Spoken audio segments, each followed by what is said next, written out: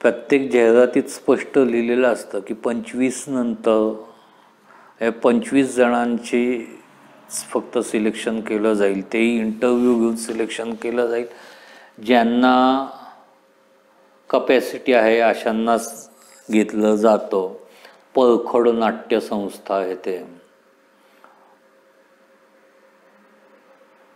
पण ॲक्च्युअलमध्ये 25 जण येतच नाहीत, हार्डली 5-10 जण येतात.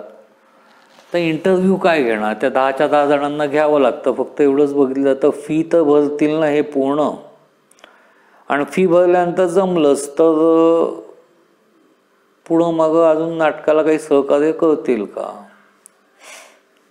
हे जे कोणी 10-15 जण आलेले असतात ना, तेही असेच टपोरी असतात की ज्यांना हिरो बनवून फिरायचं असतं. आपण म्हणतो ना गल्लीछाप मिथून, तसे त्या 10-12 जणांचं स्क्रीनिंग करून त्यांना त्यातल्या त्यात त्यांची भाषा क्लिअर करून त्यांना निदान मराठीचं ज्ञान देऊस तोपर्यंत 2-2.5 महिने जातात. आणि मग परत हा सांगायला मोकळा. मी खरं तर 1.5 महिन्याचीच बॅच ठेवलेली होती, पण तुमच्याकडं एकंदर तुमची हे बघून, इच्छा बघून आणि काम करण्याची पद्धत बघून त्या 2.5 महिन्यापर्यंत मी घेतलं. आता काय मला भाडंही भरणं याचं शक्य नाही आहे. तर आता आपण एक तर बॅच थांबवावी. मी तुम्हाला सगळ्यांना सर्टिफिकेट देतो, तुमचं तुम्ही बघायला सुरुवात करा. अन्यथा आपण एकत्र येऊन एखादा प्रोजेक्ट करू आणि त्या प्रोजेक्टवरनं मार्केटमध्ये टाकल्यानंतर त्याच्यावरनं आपल्याला पुढं किती प्रयोग करता येतात त्या ह्याच्यानुसार हे करू. पण सुरुवातीचा प्रयोग करायला जे काय भांडवल लागेल त्याच्याकरता तुम्हाला मला काहीतरी मदत करावी लागेल. साहजिकच आहे त्यांच्या गळ्यात मारलं जायचं किंवा तुम्ही अजून तर काय स्वतःला प्रूव्ह करू शकलेला नाही. जोपर्यंत तुम्ही स्वतःला प्रूव्ह करू शकत नाही तोपर्यंत तुम्हाला तुमच्या खर्चानेच प्रयोग लावावे लागणार. आणि ते प्रयोग जसे वाढत जातील किंवा जसे त्या याच्याकरता त्यांनी धरलेले 2-3 हेही होते, पत्रकारही होते,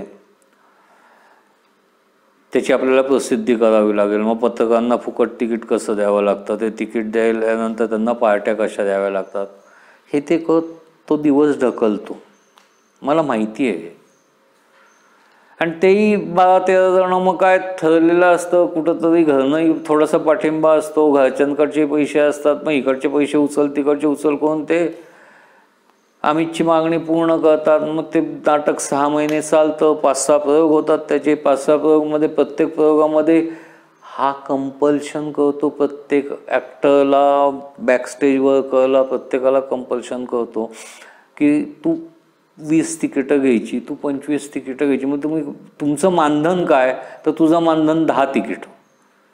ते 10 तिकीट मानधन तुला कधी मिळेल, ज्या वेळेला तू 20 तिकीटं विकशील त्यावेळेला तुला ते 10 तिकीटं दिली जातील आणि त्या 10 तिकीटं तू विक, फुकट दे किंवा हे करून घे, ते तुझं मानधन आहे.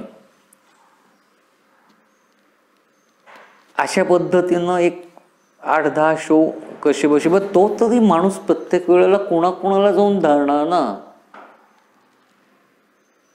अशा पद्धतीनं ते शो होत राहायचे आणि ते नंतर नाटक डबघाईला येऊन जायचं. मग ते परत बंद पडायचं, परत संस्था चालू असायची, परत पुढचे नाट्य शिबिरं. तोपर्यंत मेची मला नाट्य शिबिर जायची, दिवाळीची मला नाट्य शिबिर जायची. त्यातनं बालनाट्यांचं कसं असतं की एक शो केला, त्या शोपुरते आपले ते हौशे गौशे त्यांचे आईवडील, पालकांचे मित्रमंडळी, मैत्रिणमंडळी, वाडा, बिल्डिंग, एरिया असे सगळे ते हाऊसफुल व्हायचे. आपोआप शो फायद्यात जायचा. 2-4 महिने त्याचे निघण्या इतकं त्याचे पैसे उत्पन्न होऊन जायचं.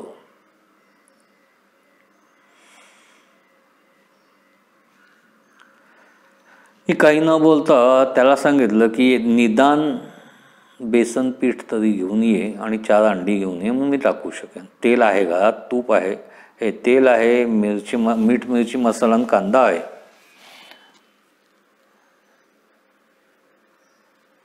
तो आणायला निघून गेला अमित. झोपडीच्या बाहेर आलो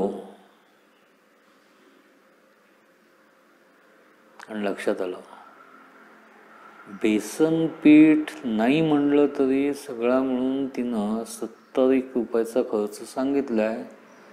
काय मॅनेज करावं. सरळ टपरीवर गेलो, सिगरेट घेतली. ओढत असतानाच म्हणजे सिगरेट लाईट करत असतानाच एकदम समोरनं आव्या येताना दिसला. मग अविनाशला हाक मारला, अरे काय अविनाशराव, कुठं हिंडताय, कसं चाललंय सध्या? त्यांच्याशी गप्पा मारता मारता त्यांच्याकडनं हळूच 100 रुपये उसने घेतले,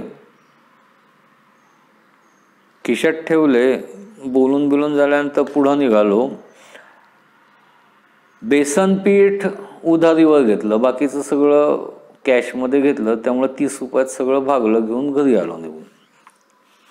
70 खिशात म्हटलं अडचणीच्या वेळेला राहू देतो.